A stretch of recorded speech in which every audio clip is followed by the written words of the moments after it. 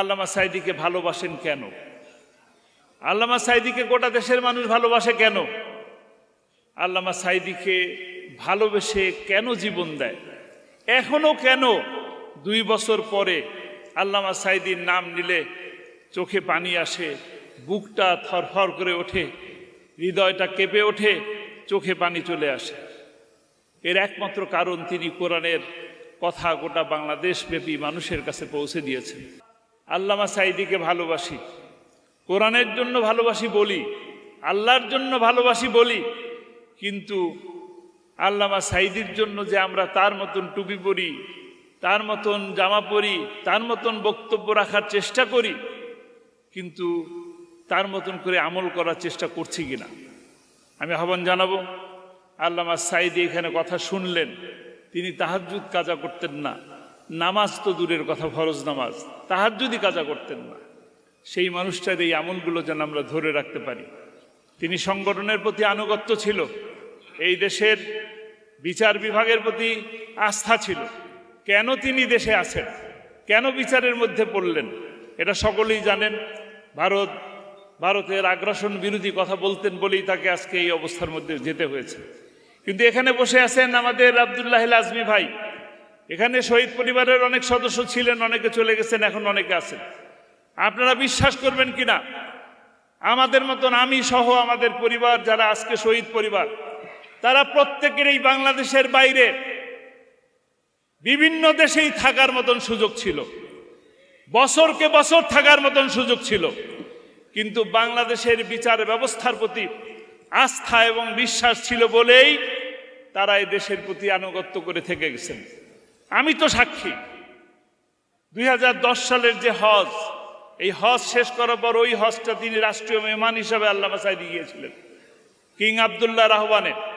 সেই হজে আমি হজ শেষ করার পরে মিনায় আব্বার সাথে দেখা করলাম, বললাম কিংয়ের সাথে ডিনার করতে যাচ্ছেন, একটা কথা বলবো কি?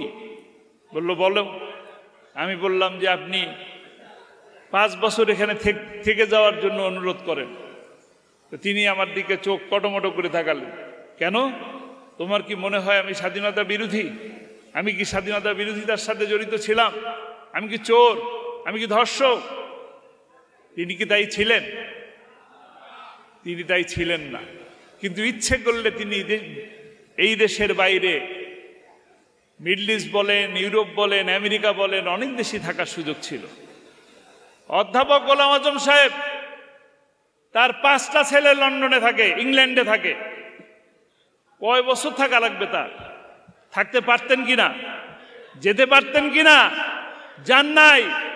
এই দেশের বিচার বিভাগের প্রতি আস্থা রেখেছিলেন, কিন্তু আমরা ন্যায় বিচার পাই নাই।